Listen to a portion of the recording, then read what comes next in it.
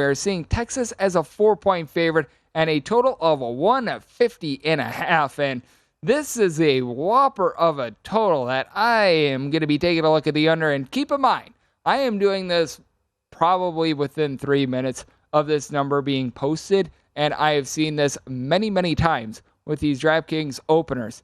They typically get bet down by multiple points with regards to the total. So I set my total at 146. I certainly would be surprised if this closes at north of a 150. So I certainly do like the under in this ordeal, but do note that there's probably going to be quite a bit of movement in this spot. But we're seeing Texas anywhere between a 3.5 and a 4-point favorite, and I'm going to be willing to lay the number with Texas. I set them as a 6-point favorite, and this Texas team has just come out guns blazing with regards to their entire just team effort. Now, Dylan Dessou does get hurt in that game against Xavier in the Sweet 16, and that's a little bit of a big deal because he had been averaging right around 8 rebounds per game over the last 6 games, but Texas, they've got so much depth as well. Timmy Allen, he's a stat sheet sufferer. He's able to give you 2.5 assists. He's able to give you 5 boards, 10 points per game, and what I really think is the true X factor right now for this Texas team is Sir'Jabari Rice. Sir'Jabari Rice was a relatively solid player in New Mexico State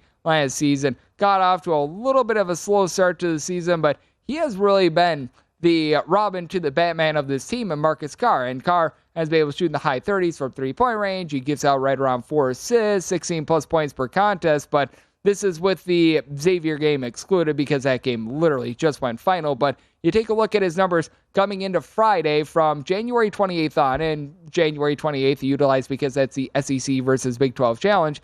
He in this time span has averaged 16.5 points shooting, 40% from 3, 90% at the free throw line. He has been absolutely tremendous. Now, Miami is going to have one advantage, and they're going to have the best low post player in this game. That'd be no Chad Omier, who has been able to do a very good job in the NCAA tournament, had injury concerns going into that game against Drake, and, well, he certainly has been able to silence all the critics. He's had multiple double-doubles here in the NCAA tournament, but I still just cannot buy in on this Miami defense. They entered into the night against Houston about 180th in the country in terms of points allowed on a per-possession basis. Now, if I will say one thing that works in Miami's favor, their numbers, just like I was talking about Creighton's numbers being warped a little bit by having Ryan Kalkbrenner out of the fold, they played one harebrained game against Cornell where both teams got to 100 points. It was one of the most ridiculous things we had seen all college basketball season in a year that has seen a whole lot of ridiculousness. But that said, I do think that you've got a lot more value here with a Texas squad that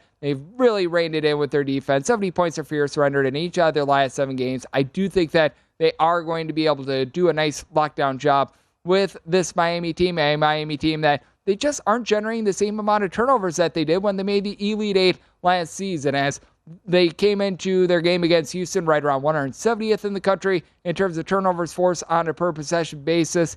With Miami, you got Nigel Pack backing it in. He was able to give the team 24 points in that game that we saw them be able to persevere over Houston in. But that said, I'm going to be willing to rock with Texas.